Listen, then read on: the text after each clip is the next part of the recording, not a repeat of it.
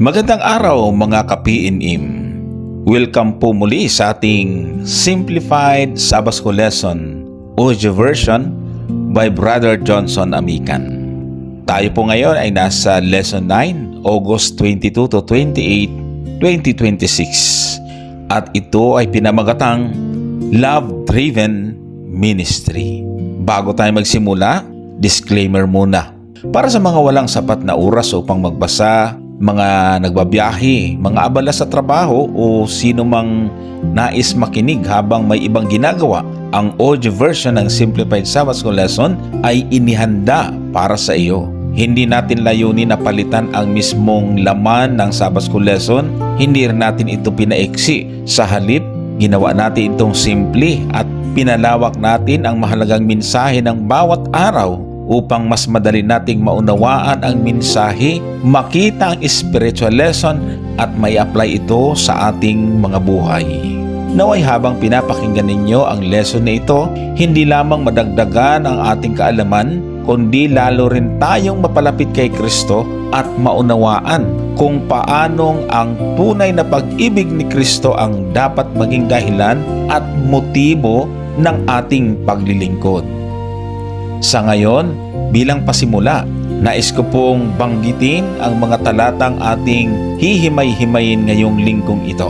Ang 2 Korinto 1:3 hanggang 14, 2 Korinto 2:17, 2 Korinto 4:2 at 2 Korinto 16:5 hanggang 7. Ganon din ang 2 Korinto 7, talatang 5 hanggang 13 at 2 Korinto 2:5 hanggang 17. Ang ibig sabihin, ang ating pag-aaral na ito ay pawang hango sa banal na kasulatan. Ang mga talatang ito ay tutulong sa atin na makita kung paano naglingkod si Pablo sa mga mananampalataya, lalo na sa lugar ng Korinto. At makikita natin na ang ministeryo ni Pablo ay hindi lamang tungkol sa preaching, teaching o church work. Ang kanyang ministry ay driven by love. Ibig sabihin, ito ay paglilingkod na nagmumula sa pag-ibig. Ang kanyang ministeryo ay pinatatakbo ng pag-ibig. Napakaganda ng diwa ng ating pong pag-aaral sa mga oras na ito. Ang ating memory text ay masusumpungan sa 2 Korinto 2 talatang 4. Ganito ang nakasulat, sapagkat sa maraming kapighatian at paghihirap ng puso ay sumulat ako sa inyo na may maraming luha, hindi upang kayo'y malumbay, kundi upang inyong malaman ang pag-ibig na aking inibig na lubha sa inyo. Napakaganda ng sinabi ni Pablo. Isipin natin mga kapatid at mga taga-subaybay. Sumulat siya na may maraming pagluha. Hindi dahil gusto niyang saktan ang mga taga-Korinto. Hindi dahil gusto niyang iparamdam sa kanila na masama sila, kundi dahil mahal niya sila.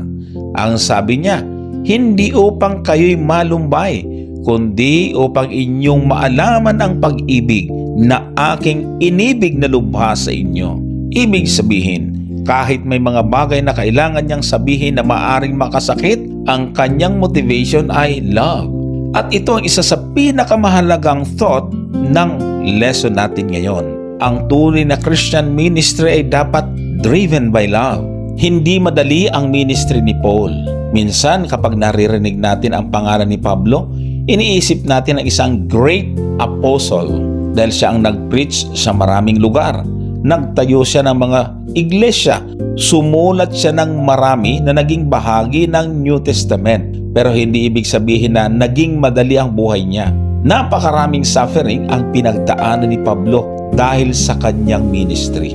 Bukod sa pagkakakulong at mga sitwasyong maaring ikamatay niya, sinabi mismo ni Pablo ang ilan sa mga naranasan niya. Basahin natin ang 2 Korinto 11:24 hanggang 28. Sabi niya, sa mga Hudyo ay makalimang ako'y tumanggap ng tig-40 palo, nakulang ng isa. 3 beses akong hinampas ng mga pamalo. Minsan ay binato ako. Makaitlong beses nawasak ang aking sinasakyang. Isang gabi at isang araw ay nanatili ako sa kalaliman. Sa mga paglalakbay ay malimit. Sa mga panganib sa mga ilog sa mga panganib sa mga tulisan, sa mga panganib sa aking sariling bayan, sa mga panganib sa mga hintil, sa mga panganib sa bayan, sa mga panganib sa ilang, sa mga panganib sa dagat, sa mga panganib sa mga bulaang kapatid, sa pagpapagal at kapaguran, sa maraming pagpupuyat, sa kagutuman at kauhawan, sa maraming pag-aayuno, sa ginawa at kahubaran. Bukod sa mga bagay na ito, ay yaong pumapasok sa akin araw-araw ang pagkabahala sa lahat ng mga iglesia. Mga kapatid, isipin natin ang pinagdadaanan ni Apostol Pablo. Ang sabi niya, 5 beses siyang tumanggap ng tigta 39 na palo. 3 beses siyang hinampas ng mga pamalo. Minsan siyang binato. 3 beses siyang nalunod. At minsan 1 buong gabi at 1 buong araw siyang nasa kalaliman ng dagat. Hindi lang yon, nakaranas din siya ng panganib mula sa mga ilog, mga tulisan, sariling kababayan, mga hintil, mga lungsod, mga ilang, dagat at maraming mga bulaang kapatid. At pagkatapos ng mga iyon, sinabi pa niya na naranasan niya ang pagpapagal, pagod, maraming puyat, gutom, uhaw, pag-aayuno, ginaw at kahubaran. Subalit alam ninyo kung ano ang interesting? Sa lahat ng physical suffering na ito, may isa pang bagay na mabigat sa puso ni Pablo, ang kanyang deep concern para sa lahat ng mga iglesia. Hindi lamang katawan niya ang pagod, pati puso niya ay burden para sa mga taong kanyang pinaglilingkuran. Ang iglesia sa Korinto, makikita natin ang concern ni Paul sa kanyang mga leaders sa mga taga-Korinto. Ang church sa Korinto ay hindi perfect. Nagkaroon sila ng maraming problema. May mga misunderstandings, mga taong kumu-question sa intensyon ni Pablo. May mga bagay na kailangan niyang itama. At dahil dito, nagkaroon ng tensyon sa pagitan ni Pablo at ng ilang mga kapatid sa iglesia. Subalit kahit maraming problema, hindi nawala ang pagmamahal ni Pablo sa kanila. Ito ang napakagandang makita dapat natin. Hindi sinabi ni Pablo na marami na kayong problema, ayoko na sa inyo. Hindi siya ganon. Manapa, hindi niya sila iniwan. Hindi niya pinabayaan. Sa halip, patuloy niyang ipinakita ang kanyang concern. Patuloy niya silang tinuruan. At kahit kailangan niya silang pagsabihan at itama, patuloy niya silang minahal. Ang tanong, paano nga ba natutong magmahal si Pablo gayong ang kanyang dating pagkatao ay sobrang napakabagsik? Ang sagot ay makikita natin sa ating Panginoong Hesus. Hindi galing sa sariling personality ni Pablo ang ganitong uri ng pag-ibig, kundi natuto siyang magmahal dahil nauna siyang minahal ni Kristo. Basahin natin ang 2 Korintos 5 talatang 14, sapagkat ang pag-ibig ni Kristo ay pumipilit sa amin, sapagkat aming hinahatulan na kung ang isa ay namatay dahil sa lahat, kung gayon, ang lahat ay nangamatay. Napakahalaga ng praise na ito. Ang pag-ibig ni Kristo ay pumipilit sa amin. Ibig sabihin, ang love of Christ ang naging driving force ng ministry ni Pablo. Hindi lamang responsibility, hindi personal ambition, hindi desire for recognition, hindi pride. Ang pag-ibig ni Kristo ang nagtulak sa Kanya. At kapag naunawaan natin kung gaano tayo kamahal ni Kristo, dapat magbago rin ang paraan ng pakikitungo natin sa ibang tao. Si Kristo ang ating halimbawa, tandaan natin ito. Sinabi din ni Apostol Pablo, unang Korinto 11:1, maging mga tagatulad kayo sa akin na gaya ko naman kay Kristo. Hindi ibig sabihin ni Pablo na tularan niyo ako dahil perfect ako. Ang ibig niyang sabihin ay tularan ninyo ako habang sinusunod at tinutularan ko naman si Kristo. Si Kristo ang tunay nating example. Kung gusto nating matutong magmahal, look at Christ. Kung gusto nating matutong magpatawad, look at Christ. At kung kailangan nating mag-correct ng isang tao, titigan natin si Kristo.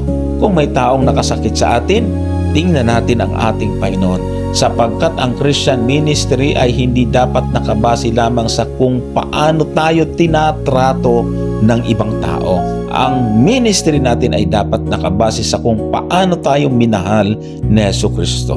Kaya, love-driven ministry. Ibig sabihin, ministro na ang nagpapaandar o nagpapatakbo ay ang pag-ibig.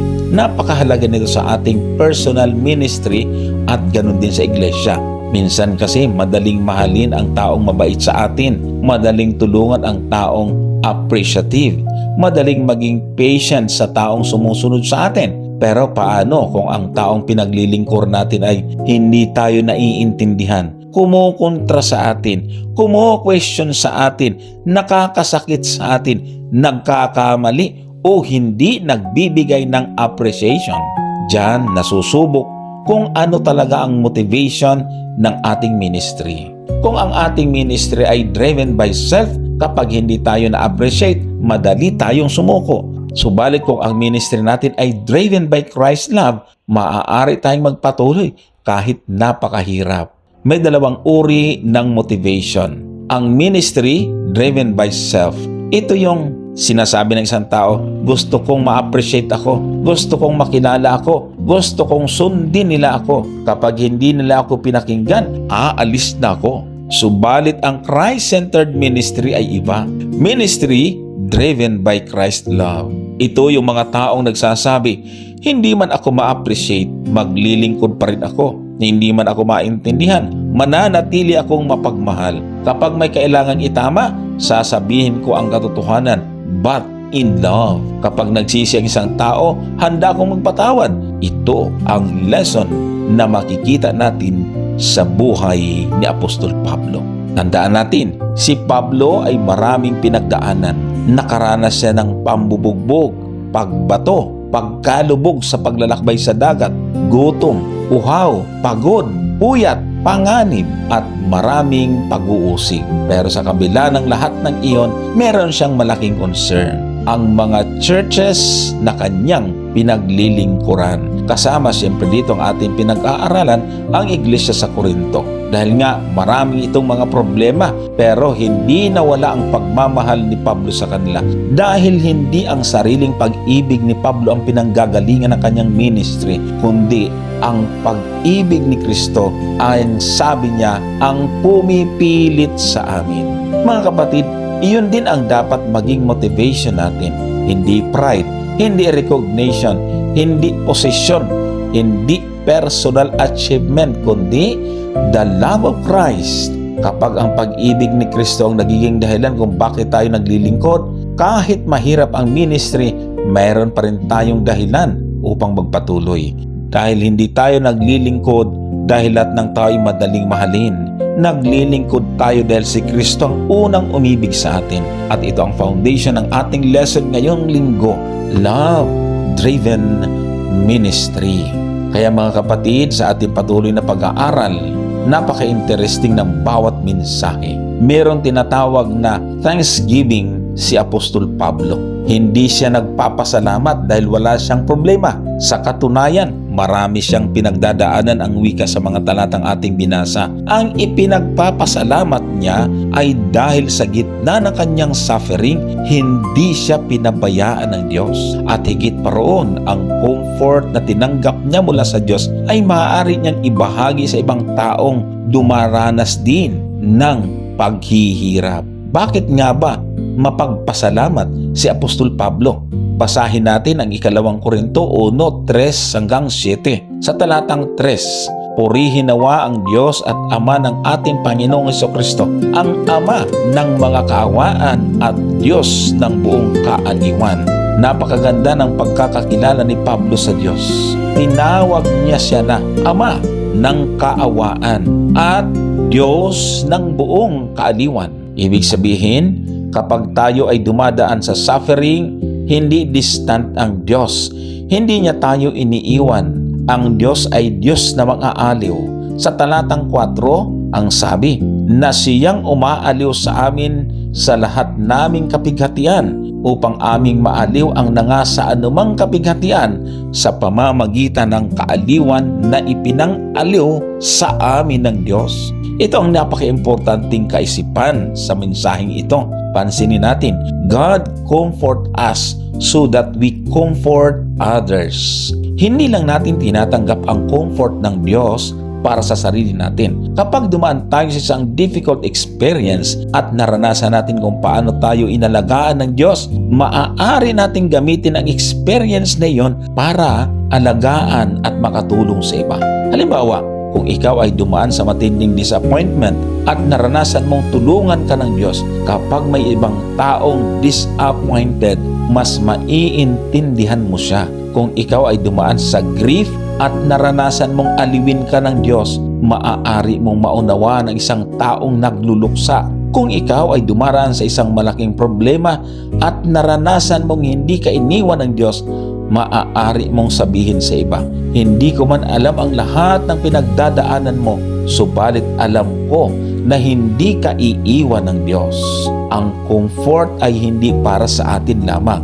Sa passage na ito, paulit-ulit na binabanggit ni Pablo ang idea ng comfort or kaaliwan. Bakit?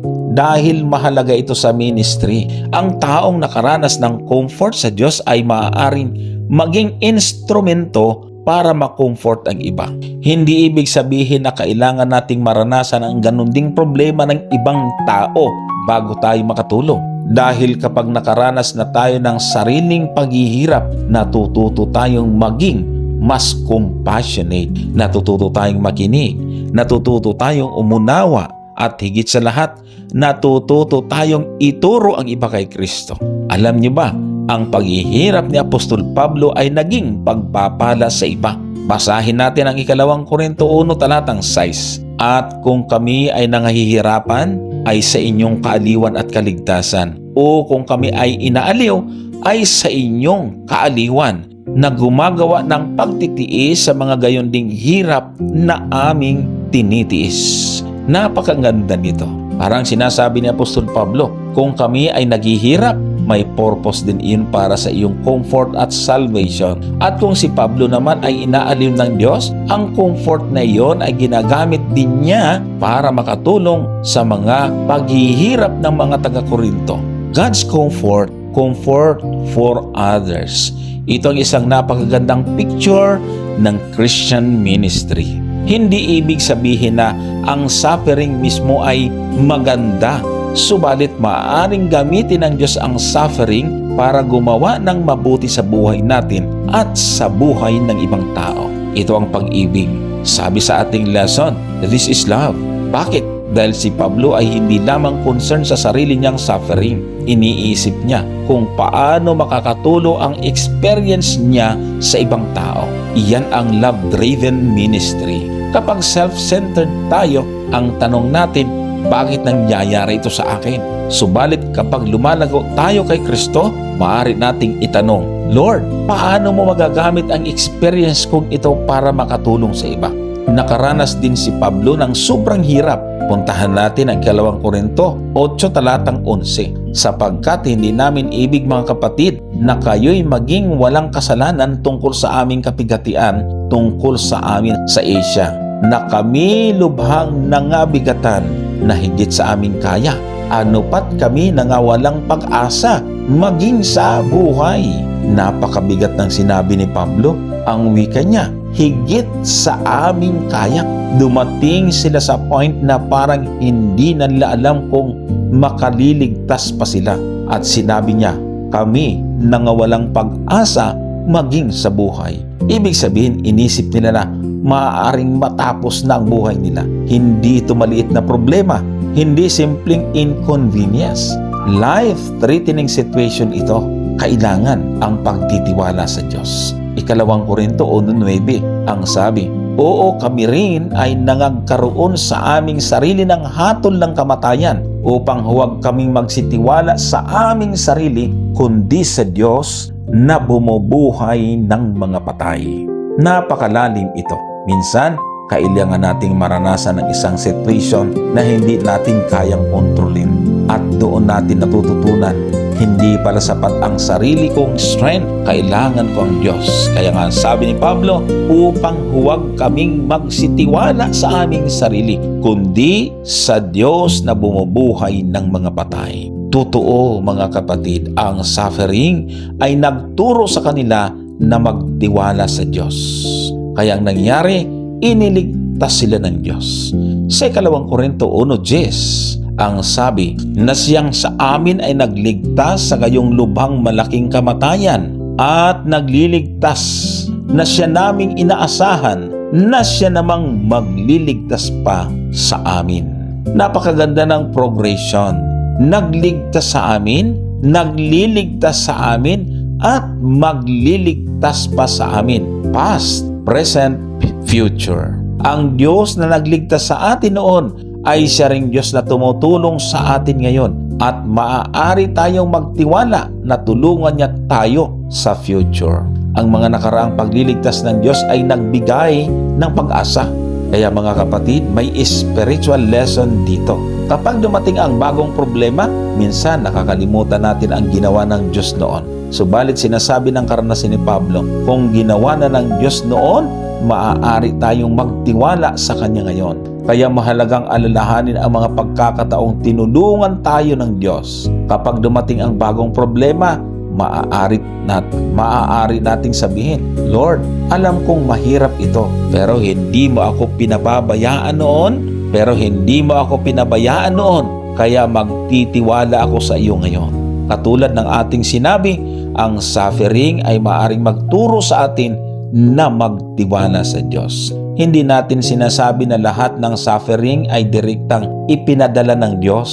Subalit maaaring gamitin ng Diyos kahit ang mahihirap na karanasan upang turuan tayo. Ang hardship ay maaaring magpalalim ng ating pananampalataya, magturo sa atin na manalangin, magturo sa atin na umasa sa Diyos, at magpalapit sa atin kay Kristo. Pero mahalagang tandaan din, ang suffering ay hindi automatic na magpapalago sa atin. Kailangan lang nating hayaan ang Diyos na gamitin ang experience na iyon upang baguhin tayo. Maaari tayong dumaan sa suffering at maging bitter, pero maaari tayong dumaan sa suffering at sabihin, Lord, gamitin mo ito para mas mapalapit ako sa iyo. Mahalaga din ito.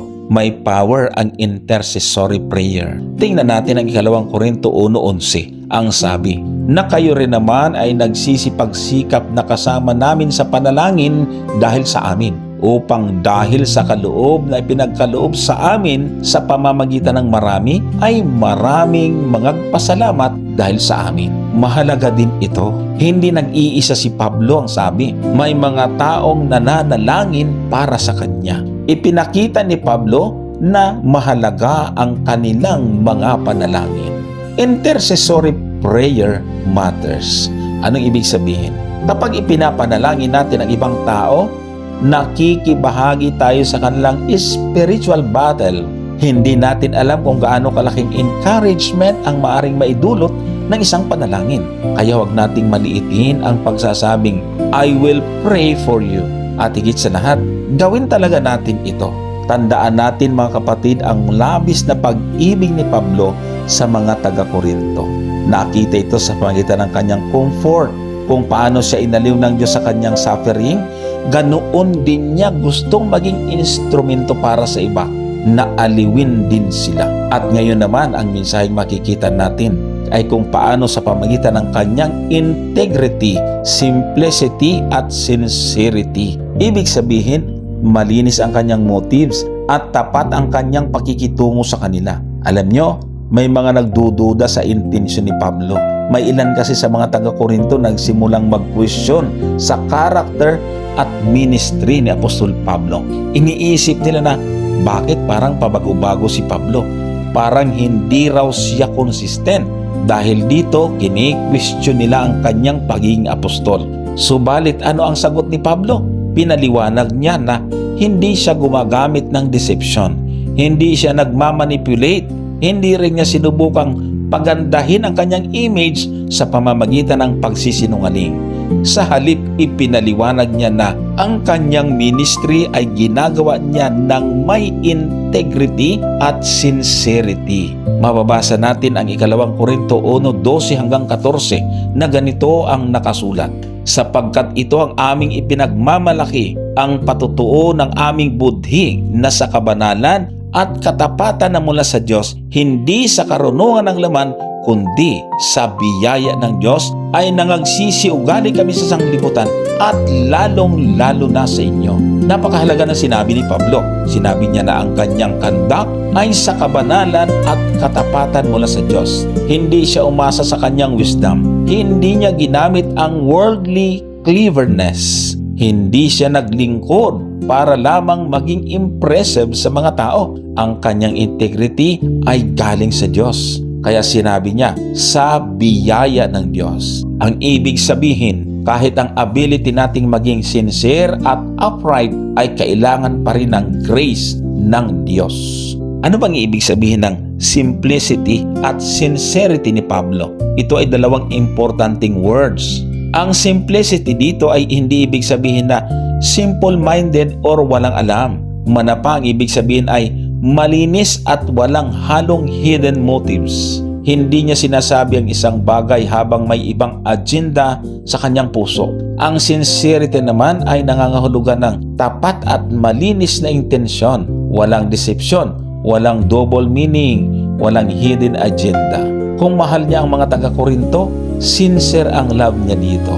Kung kinokorek niya sila, sincere ang kanyang concern sa mga ito. Kung pinagsasabihan niya sila, hindi iyon dahil gusto niya silang ipahiya. Gusto niya silang maibalik sa tamang relasyon sa Diyos.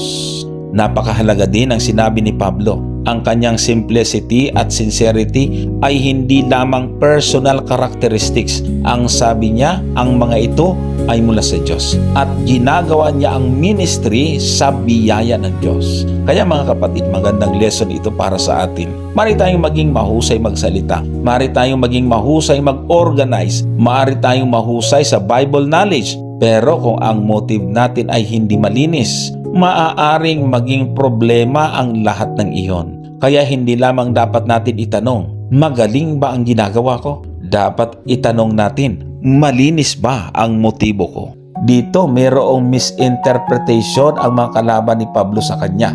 May mga taong nagbasa ng kanyang words at ang iba ay naging interpretation. Dahil dito parang naging questionable ang intention niya. Pero sinabi ni Pablo na malinaw ang kanyang sinasabi. Basahin natin ang 2 Korinto 1:13 at 14. Ang sabi, sapagkat kami hindi nagsisulat ng anuman sa inyo maliban sa inyong nababasa o nakikilala at inaasahan kong inyong makikilala hanggang sa wakas. Gaya rin naman ang inyong pagkilala sa amin ng bahagya na kami inyong kaluwalhatian. Gaya naman ninyo sa araw ng Panginoong Yesus. Dito parang sinasabi ni Pablo, kung babasahin ninyo ang tamang aking sulat, makikita ninyo kung ano talaga ang intention ko. Hindi niya kailangang magtago, hindi niya kailangang magkunwari dahil alam niya sa huli ang kanyang motibo at aksyon ay makikita rin ng Diyos.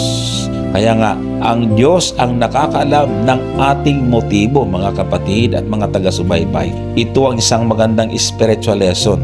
Minsan kahit sincere tayo, maaaring hindi tayo maintindihan ng ibang tao. Maaaring nilang isipin na masama ang intensyon natin kahit hindi naman masakit iyon at marahil naranasan na rin natin yan. May mga pagkakataon na gusto mo namang tumulong pero na-misinterpret ka. Gusto mong mag-correct dahil concern ka pero inisip nilang galit ka. Gusto mong gumawa ng mabuti pero may ibang tao na nag-iisip na may hidden agenda ka. Ano ang gagawin natin ngayon kapag ganito? Ang payo sa atin, stay sincere before God. Hindi natin kayang kontrolin kung ano ang iisipin ng lahat ng tao tungkol sa atin. Kaya lang maaari nating bantayan ang sarili nating motibo at maaari nating sabihin, Lord, you know my heart. Bakit nga ba ito ay bahagi ng tinatawag na love-driven ministry? Ang tunay na pag-ibig ay hindi nagmamanipula. Hindi ginagamit ang ibang tao para sa kanilang sariling advantage. Hindi naglilingkod para lamang makakuha ng recognition. Hindi gumagamit ng ministry para makontrol ang ibang tao. Love serves with a pure heart. Malamang marami sa atin ang nakaranas na nito. May ginagawa kang mabuti pero pinagdududahan. May sinabi kang sincere pero iba ang pagkaintindi nila. May intensyon kang tumulong pero iniisip lang may ibang dahilan ka. Masakit iyon, di po ba? Pero ang lesson natin ay nagsasabi, dapat maging maingat din tayo sa pag-question ng motibo ng ibang tao. Hindi natin nakikita ang puso ng ibang tao. Hindi natin alam ang lahat ng dahilan kung bakit niya ginagawang isang bagay. Kaya bago natin sabihin na may masama siyang motibo, mabuting huminto muna tayo. Magtanong, makinig, at kung kinakailangan, bigyan siya ng benefit of the doubt. Si Kristo ang pinakamagandang halimbawa ayon sa pinag-aaralan natin mula noon hanggang ngayon. Alam natin mga kapatid na si Jesus mismo ay napagkamalan. May mga taong nag-akusa sa kanya. May mga taong nagsabing masama ang kanyang motibo. Pero nananatiling tapat si Jesus sa misyon na ibinigay sa kanya ng Ama. Isa pang warning na dapat natin tandaan mga kapatid. Dahil nga sa karanasan natin kung gaano kasakit na pagdudahan ang ating motibo, dapat maging maingat din tayo sa paghusga sa motibo ng ibang tao. Isa sa magandang punto na binabanggit sa ating pag-aaral, changing plans for love. Pabago-bagong plano dahil sa pag-ibig. Ano ang ibig sabihin nito? Mga kapatid, na pag-aralan natin na ang mga taga-Korinto ay kini-question ang sincerity ni Pablo. Ang ibig sabihin nito mga kapatid ay doon sa mga pagbabago ng travel plans ni Paul. Dahil nagbago ang kanyang plano, may ilan sa kanila na nagsabing hindi siya reliable at maaaring ang mas masakit para kay Pablo ay ang pagbintangan siya na hindi niya sila mahal. Samantalang ang tunay na dahilan kung bakit nagbabago ang kanyang plano ay kabaliktaran. Hindi dahil hindi niya sila mahal. Ano ba ang original na plano ni Pablo? Basahin natin ang unang Korinto 16:5 hanggang 7. Ngunit ako'y paririto sa inyo, pagka ako'y nakadaan na sa Macedonia, sapagkat ako'y daraan sa Macedonia, at marahil ay mananatili ako sa inyo, o magpapalipas man lamang ng taginaw, upang inyong maihatid ako sa aking paglalakbay saan man ako paroroon. Sapagkat ayaw ko kayong makita ngayon na lamang sa pagdaraan, sapagkat inaasahan kong mamalagi akong kaunti sa inyo kung ipahintulot ng Panginoon. Itong original na plano ni Pablo. Plano niyang dumaan sa Macedonia pagkatapos ay pumunta sa Korinto. At posibleng mananatili siya roon ng ilang panahon. Marahil sa panahong iyon ay winter at pagkatapos ay pupunta siya sa Judea. May dala rin siyang offering para sa mga mahihirap na mga kapatid sa Jerusalem. So malinaw na mayroon siyang planong pumunta sa Korinto. Hindi niya sila kinakalimutan. Subalit nagbago ang plano. May mga report na natanggap si Pablo tungkol sa kalagayan ng church sa Korinto. At dahil dito nagkaroon ng pagbabago sa kanyang itinerary. Sa halip na sundin lamang ang orihinal na plano, nagdesisyon siyang pumunta muna sa Korinto mula sa Efeso upang harapin ang mga problema. Ang bagong plano ay parang ganito. Mula Efeso papuntang Korinto, papuntang Macedonia, hanggang sa Korinto uli at papuntang Judea. Ibig sabihin, pupunta siya sa Corinth, pupunta sa Macedonia at babalik muli doon bago pumunta ng Judea. Pumunta nga si Pablo sa Corinth at talagang pumunta siya sa lugar na iyon. Pero hindi naging maayos ang kanyang pagdalaw. Nagkaroon ng tinatawag na painful visit. May mga problema at confrontation kasi na nangyari. At pagkatapos noon, bumalik si Pablo sa Efeso at dito nagkaroon ng misunderstanding. Dahil hindi siya bumalik agad sa Korinto, gayang inaasahan nila, may mga taong nagsimulang magtanong, bakit hindi siya bumalik? Bakit niya binago ang kanyang plano? Hindi ba sinabi niyang pupunta siya? At dahil dito, may ilan na nag-conclude, hindi siya reliable. At higit pa roon ang wika, siguro hindi niya talaga tayo mahal. Pero ang tanong, bakit hindi siya bumalik agad? Ito ang mahalagang punto rito. Kung gusto lamang ni Pablo na iwasan ang Korinto, maaari niyang sabihin, ayoko na sa inyo. Pero hindi yun ang dahilan. Alam niyang naging painful ang kanyang previous visit Kung babalik siya agad habang mataas pa ang emotions at unresolved pa ang problem, maaaring lalo lamang silang masaktan. Kaya nagdesisyon siyang sumulat muna kaysa pumunta agad. Basahin natin ang 2 Korinto Kapitulo 2 talatang 1. Ang sabi, "Ngunit ipinasya ko sa aking sarili na huwag na kayong muling paroonan na may kalumbayan." Dito malinaw, ayaw niyang pumunta muli kung ang resulta lamang ay karagdagang kalungkutan at sakit. Kaya nga, love can sometimes change our plans. Mga kapatid, magandang lesson ito. Minsan iniisip natin na kapag nagbago ang plano ng isang tao, hindi siya seryoso, hindi siya reliable. Pero hindi palaging ganon. May mga pagkakataon na ang pagbabago ng plano ay dahil may mas importanteng consideration. Sa case ni Pablo, he changed his plan because he cared about them. Hindi niya gustong dagdagan ang kanilang pain, kaya nagpadala muna siya ng sulat. Kaya mali ang pagkaintindi ng ilan kay Pablo.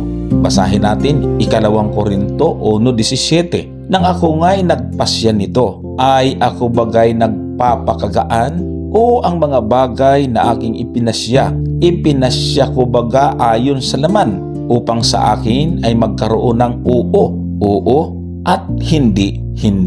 May accusation dito laban kay Pablo. Parang sinasabi nila, pabago-bago kasi siya. Kapag sinabi niyang yes, baka no naman pala. Hindi siya consistent ang wika nila. Pero pinakita dito ni Pablo na hindi ganoon ang kanyang karakter. Ang ginawa niya, inilipat niya ang isyu papunta sa gospel. Napakaganda na kanyang ginawa. Sa halip na makipagtalo lamang tungkol sa kanyang travel plans, dinala niya ang kanilang atensyon sa gospel at kay Kristo. Mababasa natin ito, 2 Korinto 1:18, ang wika. "Datapwat kung paanong ang Diyos ay tapat. Ang aming salita sa inyo ay hindi oo at hindi." Ang punto dito ni Pablo, God is faithful. At ang ministry ni Pablo ay dapat din magkaroon ng faithfulness. God's promises are yes in Christ. Ito ang isa sa pinakamagandang verse ngayong araw. 2 Korinto 1:20. Ang sabi, "Sapagkat gaano man karami ang pangako ng Diyos ay sa Kanya'y oo. Kaya naman sa pamamagitan niya ay siya nawa sa ikaluluwalhati ng Diyos sa pamamagitan namin." Ang ganda ng pagkakasalita. Gaano man karami ang mga pangako ng Diyos ay sa Kanya'y oo. Ibig sabihin, God is faithful to His promises. Sa pamamagitan ni Kristo, makikita natin ang faithfulness ng Diyos. Kaya hindi pa bago-bago ang Diyos, kundi God's promises are sure in Christ. Si Kristo ang batayan ng faithfulness. Tandaan natin, napakahalaga ng context sa ating pinag-aaralan. May mga taong nagsasabing, Paul changes his plan, therefore Paul is unreliable. Pero sinabi ni Paul, ang pagbabago ng aking schedule ay hindi nangangahulugan na pabago-bago ako sa aking commitment. At itinuro niya sila kay Kristo. Dahil ang ultimate example ng faithfulness ay hindi si Paul, kundi si Kristo. At ang faithfulness ni Kristo ay reflection ng faithfulness ng Diyos. Ang tanong, bakit sulat ang pinili ni Pablo? Basahin natin ang 1 Korinto 2:3. "At aking isinulat ang bagay na ito sa inyo. Baka pagparito ko ay mga dulot sa akin ng kalumbayan sa mga dapat kong ikagalak, na nagkakatiwala ko sa inyong lahat na ang aking kagalakan ay siyang kagalakan ninyong lahat." Pagkatapos binanggit niya ang Kapitulo 2 talatang 4, "Sapagkat sa pamamagitan ng kapighatian at paghihirap ng puso ay sumulat ako sa inyo na may maraming luha, hindi upang kayo'y malumbay, kundi upang inyong maalaman ang pag-ibig na aking inibig na lubha sa inyo." Mga kapatid, ito ang pinaka-clear explanation kung bakit siya sumulat na lamang. Hindi dahil ayaw niya silang makita, hindi dahil hindi niya sila mahal, kundi ang sabi niya, upang inyong maalaman ang pag-ibig na aking inibig na lubha sa inyo. Sumulat siya with many tears. Ibig sabihin, emotionally affected si Paul. Masakit para sa kanyang sitwasyon. Ngunit ang purpose ng kanyang sulat ay hindi para makasakit. Love ang motivation niya. Kaya sometimes love does not do what people expect. Ito ang practical lesson para sa atin ngayon. Minsan ang isang taong nagmamahal sa atin ay maaaring gumawa ng desisyon na hindi natin gusto. At maaari nating isipin, hindi niya ako mahal. Pero hindi natin alam ang buong dahilan. Minsan ang no, I love. Minsan ang wait, I love. Minsan ang change of plan, I love. Minsan ang isang koreksyon, I love. At minsan, ang hindi pagpunta agad ay maaring dahil ayaw ng dagdagan ang sakit. Kaya hindi lahat ng bagay na hindi natin gusto ay nangangahulugang hindi tayo mahal. Ngayon, paano natin ito i-connect sa ating topic, Love-Driven Ministry? Tandaan, si Paul ay hindi lamang nag-iisip ng ano ang gusto kong gawin. Inisip niya ano ang pinakamabuti sa kanila. Iyan ang different ng self-driven ministry at love-driven ministry. Ang self-driven ministry ay sinasabi kung ano ang gusto ko, yun ang dapat sundin nila. Ano naman ang love-driven? Ito yung ano ang pinakamabuti para sa kanila. Hindi ibig sabihin na palaging tama ang desisyon natin. Dapat ang motivation natin ay love, wisdom, and concern for others. Kaya mga kapatid, God is faithful. At habang tayo naglilingkod, maaaring may mga pagkakataon na ma-misunderstand tayo. Maaaring isipin ng ibang tao na mali ang ating motibo. Pero ang challenge sa atin ay manatiling sincere, manatiling loving, manatiling faithful. At huwag agad isipin na kapag hindi ginawa ng isang tao ang inaasahan natin, ibig sabihin ay hindi niya na tayo mahal. Makikita natin ngayon kung ano ang nangyari pagkatapos niyang sumulat sa kanila ng isang matinding sulat. Ito ang tinatawag ng mga Bible scholars na the severe letter. Tandaan natin, matindi ang kanyang words pero hindi nawala ang kanyang love. At dito natin makikita ang isang napakahalagang principle. Church discipline should lead to restoration, not destruction. Ang isang severe na sulat ni Paul, sa halip na bumalik agad sa Corinth, bumalik muna si Pablo sa Efeso. At mula noon, sumulat siya ng isang sulat na naging kilala bilang the severe letter. Bakit severe? Dahil malinaw at strong ang kanyang mga salita. May mga bagay sa church na kailangang harapin. May mga maling ginagawa na hindi maaring basta pabayaan. Pero mahalagang tandaan, hindi siya sumulat para sirain sila. Hindi niya gustong mawala sila. Hindi niya gustong tuluyang lumayo sila sa Diyos. Ang goal niya ay restoration. Ano nga ba ang naging resulta ng sulat ni Pablo? Basahin natin ang 2 Korintos 7:5 hanggang 13. Isa-isahin natin. Sa talatang 5, sapagkat nang kami magsidating sa Macedonia ay walang kapahingahan ang aming laman, kundi sa lahat ng mga bagay ay nangapipighati kami. Sa labas ay mga pakikipagbaka, sa loob ay mga takot. Makikita natin na hindi rin madali ang kalagayan ni Pablo. May struggle outside, may fears inside. Pero pagkatapos nito, may magandang balita. Talatang 6, gayon may ang Diyos na umaaliw sa mga nangalulumbay ay umaliw sa amin sa pagparito ni Tito. Napakaganda. Ginamit ng Diyos si Tito upang magdala ng encouragement kay Pablo. Ano ang dala ni Tito? Good news mula sa Korinto. Ang strong words ni Paul ay nagkaroon ng magandang resulta. Napakaganda ng mensahe. Ang church ay nakinig. Nagkaroon sila ng pagsisisi dahil sa kanilang maling kalagayan. Pero hindi lamang sila nalungkot. Nagkaroon sila ng repentance at pagbabago. Ito ang mahalagang difference. Ang godly sorrow ay hindi lamang nalungkot ako. Ito ay nalungkot ako dahil mali ang ginawa ko. Kaya gusto kong magbago. Iyan ang tunay na kalungkutan. At ito ang magandang balita na narinig ni Pablo kay Tito. Nagdala ng joy kay Paul ang balita. Nang marinig niya ang report ni Tito, natuwa siya ng husto. Isipin natin, dati may conflict, may misunderstanding, may pain, may strong letter. Pero ngayon, nagkaroon ng reconciliation. At ang dating mga taong kumukontra kay Pablo, ay muling naging supportive sa kanyang ministry. Kaya napakalaking encouragement ito para kay Paul. Napakahalaga ng suporta ng mga kaanib. May isang practical lesson dito mga kapatid. Ang church leaders ay may malaking responsibility, pero hindi ibig sabihin na dapat nilang gawin ang lahat ng mag-isa. Mahalaga ang suporta ng church members. Kapag ang members ay supportive, mas madaling gawin ang ministry, mas madaling harapin ang problema, mas madaling magkaroon ng unity, mas magiging effective ang work. Kaya bilang church members, maaari nating itanong, nakakatulong ba ako sa ministry ng church? O lalo ko itong pinapahirap? Hindi ibig sabihin na bawal tayong magtanong o mag-correct ng leaders. Pero dapat nating gawin ito ng may respeto, honesty, humility, and love. Puntahan naman natin ang 2 Korinto 2:5 at 11. Ito naman ay tungkol sa isang tao na nagkasala at naging subject ng church discipline.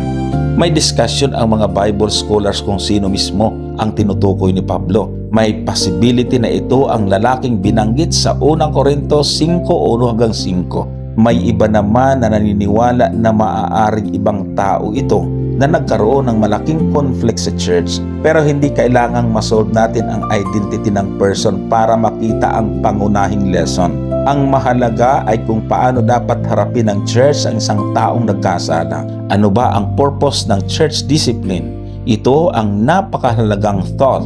Church discipline is not meant to destroy the sinner. Ang purpose pala nito ay restoration. Basahin natin ang 2 Korinto 2:6.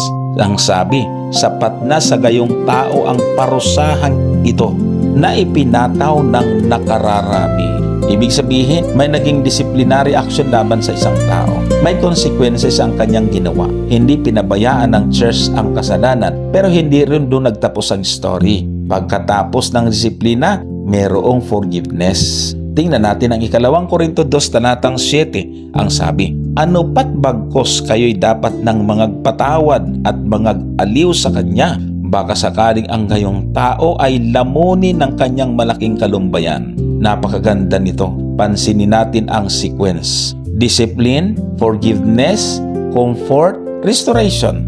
Hindi yung discipline, rejection forever. Hindi iyon ang purpose. May point kung kailan kailangan itigil ang discipline at magsimula ang restoration. Kailangan natin muling iparamdam ang pag-ibig sa isang kapatid na nagkasala. Dito, maraming mga iglesia ang tinatamaan dahil pagkatapos na ang tingin nila sa isang tao ay makasalanan, ititiwalag nila ito at kailanman ay ayaw ng kausapin. Baka tayo ang magkaroon ng pananagutan sa Panginoon, mga kapatid, kapag ganito ang ating ginawa. Kaya dito malinaw, basahin natin ang talatang 8. Ang sabi ay, dahil dito ay ipinamamanhi ko sa inyo na inyong pagtibayin ang inyong pag-ibig sa Kanya. Napakaganda ng statement na ito. Patibayin ninyo ang inyong pag-ibig sa Kanya. Ibig sabihin ng isang kaanib na nadisiplina, lalo itong minamahal. Hindi sapat na sabihin, pinatawad na kita. Kailangan maipakita natin ang totoong pagmamahal sa Kanya.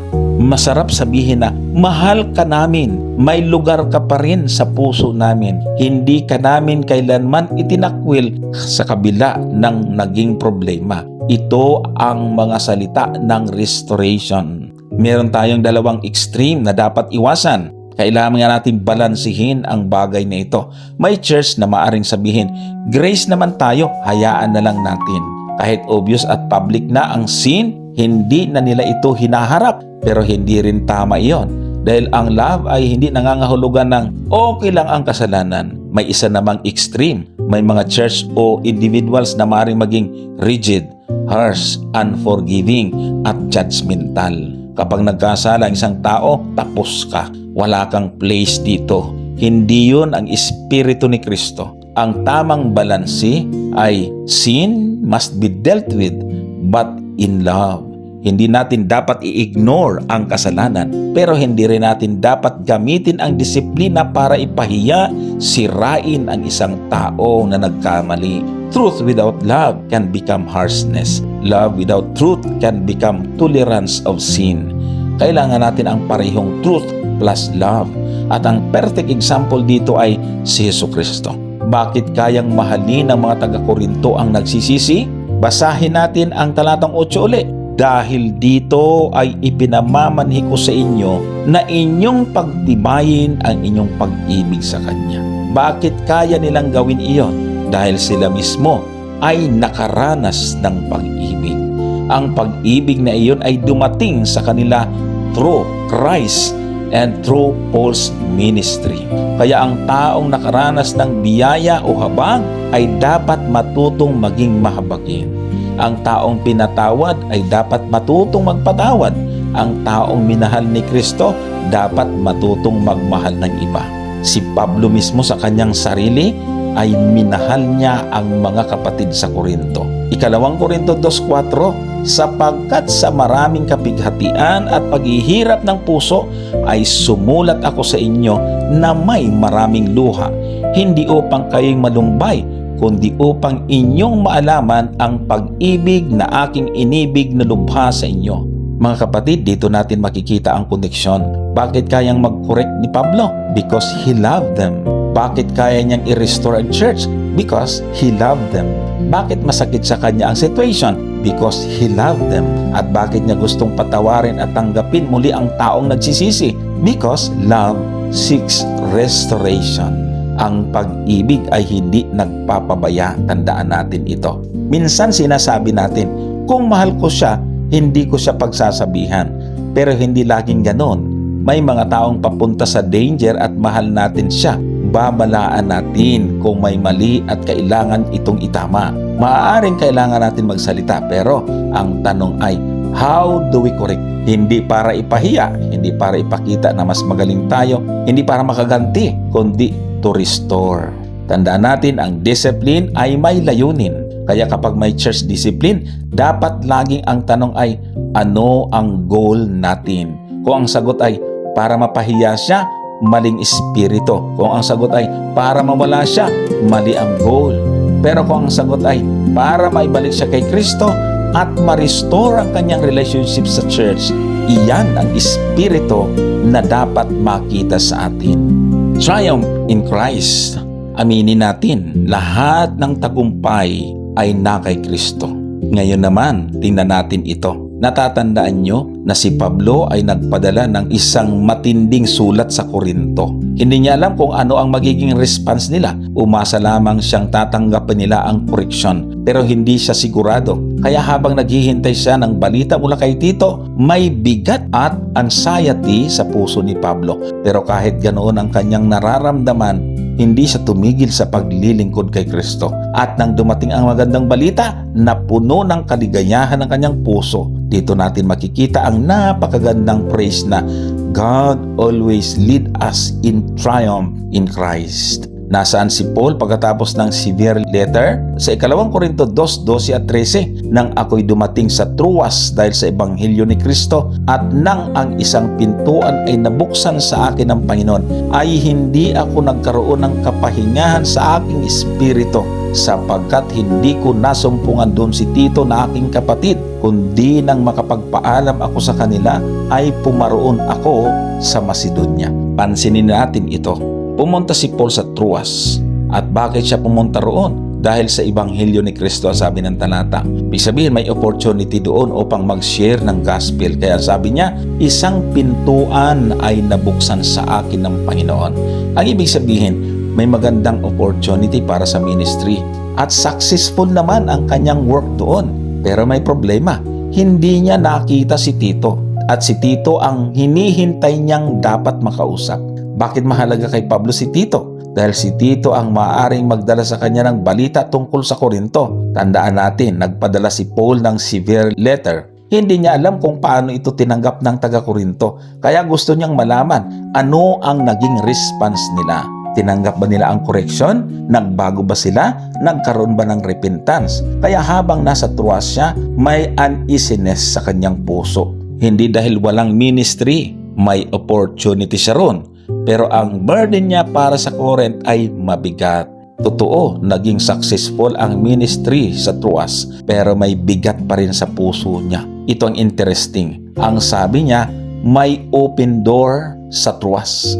May opportunity para sa gospel. Pero hindi mapalagay si Pablo dahil mahal niya ang church sa Corinto. Hindi niya basta kayang sabihin, bahala na sila. Hindi ganun ang love-driven ministry. Kapag mahal mo ang mga taong pinaglingkuran mo, may burden ka para sa kanila. Kaya kahit may magandang ministry, opportunity sa truwas, nagdesisyon siyang umalis. Tumawid siya patungong Macedonia at doon niya nakita si Tito. Tandaan natin ang lesson dito. Minsan iniisip natin na ang success sa ministry ay maraming tao, maraming viewers, maraming attendees, maraming baptism o maraming positive feedback. Pero makikita natin kay Pablo na ang ministry ay hindi lamang tungkol sa external success. People matter. Ito ay tungkol sa spiritual life ng mga taong pinaglingkuran niya na kanyang patuloy na pinahalagahan. Kaya hindi siya mapalagay habang hindi niya alam kung ano ang naging kalagayan ng mga kapatid sa Corinto. At bandang huli, sa wakas, nakita niya nga si Tito. Nang makarating si Pablo sa Macedonia, ang sabi ng talata, nakita niya si Tito. At dito dumating ang magandang balita, ang positive response ng mga taga-Corinto. Ang severe letter, nagkaroon ng magandang resulta. Nagkaroon sila ng sorrow, nagkaroon sila ng repentance, nagkaroon sila ng pagbabago, at dito napuno ng kaligayahan ang puso ni Apostol Pablo. Basahin natin ang 2 Korinto 2:14. Datapat salamat sa Diyos na laging pinagtatagumpay tayo kay Kristo at ipinahahayag sa pamamagitan natin ang samyo ng kanyang pagkakilala sa bawat dako. Napakaganda nito, ang salitang salamat sa Diyos. Ito ang reaksyon ni Pablo. Hindi niya sinabi, buti na lang, tama ako. Hindi niya sinabing, ako ang nag-correct sa kanila. Hindi rin niya inangkin ang glory, kundi sinabi niya, salamat sa Diyos. Para kay Pablo, ang tunay na source ng victory ay ang Diyos. Laging ang pagtatagumpay ay na kay Kristo, huwag nating kalilimutan. Ang ganda ng kanyang ekspresyon, always leads us in triumph in Christ. Hindi ibig sabihin na ang Christian life ay walang problema. Hindi ibig sabihin na palaging magiging successful ang lahat ng plano natin. Tandaan natin ang experience ni Paul. May persecution, may suffering, may rejection, may misunderstanding, may anxiety, may disappointment. Pero sa kabila ng lahat ng iyon, God was still leading him in Christ. Ang tunay na triumph ay hindi nangangahulugang walang problema. Ang triumph ay kahit may problema, kasama ko si Kristo at patuloy akong ginagamit niya. Kaya may tinatawag na fragrance of His knowledge. Ang sabi doon sa talata, ipinahahayag sa pamamagitan natin ang samyo ng kanyang pagkakilala sa bawat dako. Sa English ay the fragrance of His knowledge. Para isang magandang fragrance na kumakalat sa palibot. Ganito din ang Christian ministry. Kapag pumapasok tayo sa isang lugar, kapag nakikipag-usap tayo sa isang tao, kapag nagmi-ministry tayo, dapat may humahalimuyak na bango sa palibot natin. Hindi literal na bango. Ang ibig sabihin, they should experience the character of Christ through our lives. Pag-ibig, kabaitan, forgiveness, truth, humility, compassion, and patience. Ito ang masamyong amoy sa buhay ng isang Kristiyano. Kaya yung mabagsik na sulat ay nagbunga. Kung babalikan natin yung pain, misunderstanding, concern, anxiety, pagkatapos nito napalitan ng repentance, restoration, reconciliation, and joy. Kaya sinasabi ni Pablo na ang Diyos ang nagdadala sa atin sa pagtatagumpay. The painful experience produce a spiritual victory. Hindi dahil masarap ang confrontation, hindi dahil masarap magsulat ng strong letter, kundi dahil ang correction ay tinanggap at nagkaroon ng pagbabago. Paul did not sell the gospel. Puntahan natin itong talatang ito. 2 Korinto 2:17. Sapagkat hindi kami gaya ng marami na nangangalakal ng salita ng Diyos, kundi gaya ng katapatan, kundi gaya ng mula sa Diyos, sa harapan ng Diyos, ay nagsasalita kami kay Kristo. Napakahalaga ng talatang ito. May dalawang klase ng ministry na ipinapakita rito. Faithful minister and false minister. Ang false minister ay mga taong parang nangangalakal ng salita ng Diyos. Ang idea ay ginagamit nila ang gospel para sa sariling interest. Parang negosyo. Ang focus, ano ang kikitain ko? Ano ang benefit ko? Ano ang recognition ko? Magkakaroon ba ako ng pera dito? At ano ang magiging position ko? Kapag ganoon ang motivation, hindi na Christ-centered ang ministry. How about the faithful servant? Si Pablo ay nagsabi na hindi ganoon ang kanyang ministry. Manapas sila ay nagsasalita mula sa Diyos, sa harapan ng Diyos at kay Kristo. Ibig sabihin, ang kanilang ministry ay ginagawa sa harap ng Diyos at para kay Kristo. Hindi para sa sariling glory, hindi para sa personal gain, hindi para sa popularity. Christ is the center.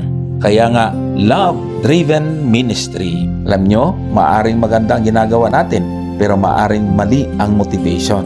Ito ang dangerous part. Maaring tama ang ginagawa natin, pero mali ang dahilan. Halimbawa, nagpipreach ka para makilala, nagtuturo ka para masabing magaling ka, nagmi-ministry ka para magkaroon ng position, tumutulong ka para ma-appreciate, gumagawa ka para makakuha ng recognition.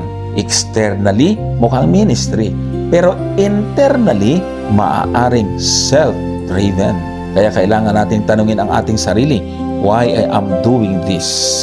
Si Kristo ang dapat maging motivation. Kung ang ministry natin ay tunay na love-driven, hindi I serve because I want people to love me, kundi I serve because Christ already loved me. Hindi I serve because I want recognition, kundi I serve because I want Christ to be known. Hindi rin I want people to see me, kundi I want people to see Jesus.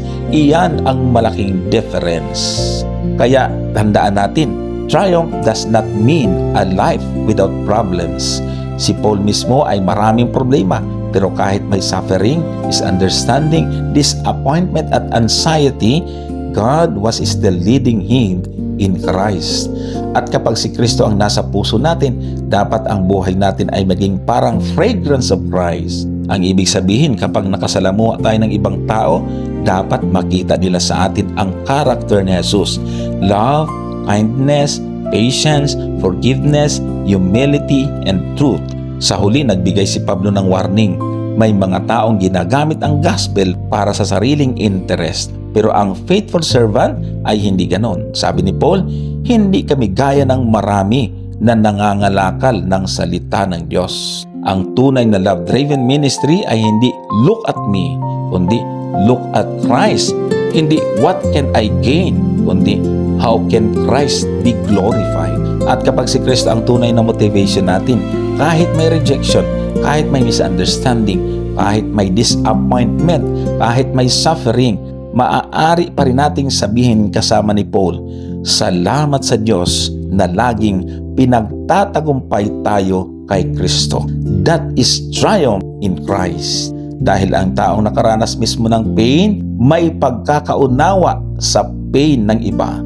At ang taong nakaranas ng pagdurusa ay maaaring maging mas compassionate. At ang taong nakaranas ng pag-iyak ay maaaring mas marunong umunawa sa umiiyak. Ang taong nakaranas ng problema ay maaaring maging instrumento ng encouragement sa ibang may malaking problema. Pero may mas napakahalagang kondisyon. Hindi niya hinahayaang sirain ng suffering ang kanyang faith sa Panginoon. Sa halip, lalo siyang kumapit sa Diyos. Napakaganda ng huling thought. It is full of Christ and leaves a track of light wherever its possessor may go. Sa madaling salita, kapag puno ng Kristo ang buhay natin, may naiiwan tayong liwanag saan man tayo pumunta. Kaya bilang kaanib ng iglesia, ipanalangin natin ang bawat isa, suportahan natin ang leadership, tulungan natin ang mga nanghihina, kausapin sila ng maayos, iwasan ang unnecessary criticism at makipagtulungan sa ministry. At higit sa lahat, sabihin natin, Lord, let your love be reason why I serve. Dahil sa huli, we are not called to build our name. We are called to make Christ known. at iyan ang tunay na love-driven ministry. Maraming salamat po sa inyong walang sawang pagsubaybay.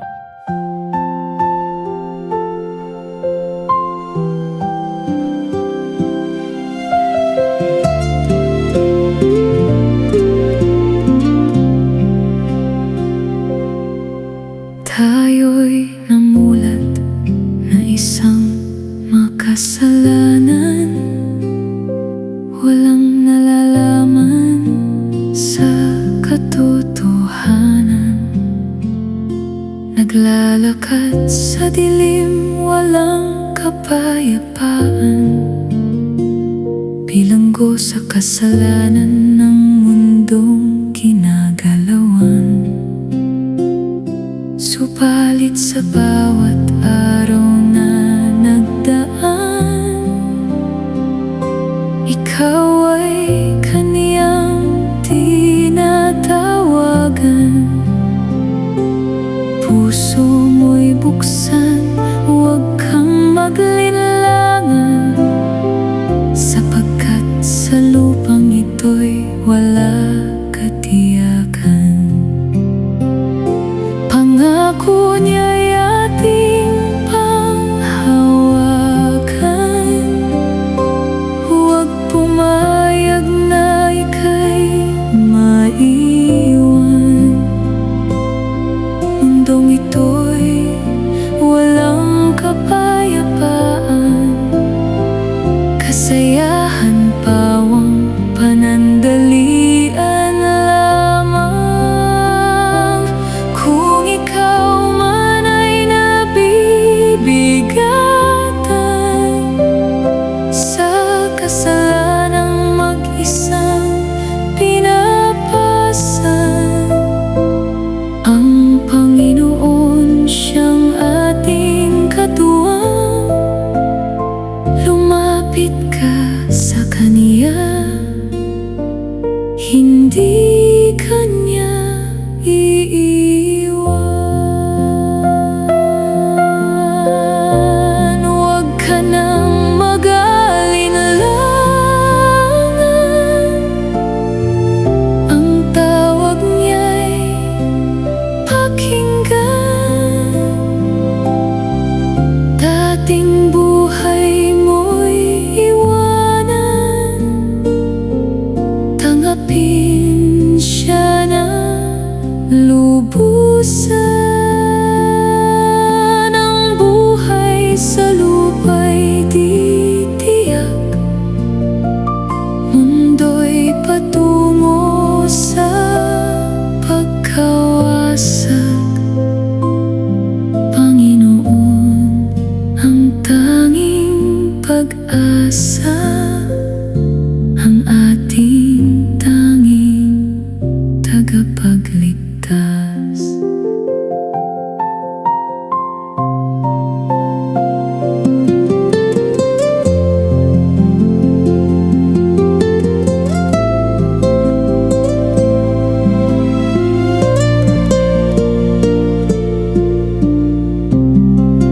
Tinatawag ka ng Panginoon, tawag na puno ng pagmamahal. Nangangako siya sa iyo ngayon, huwag mong sayangin ang panahon. Buhay sa mundo'y walang halaga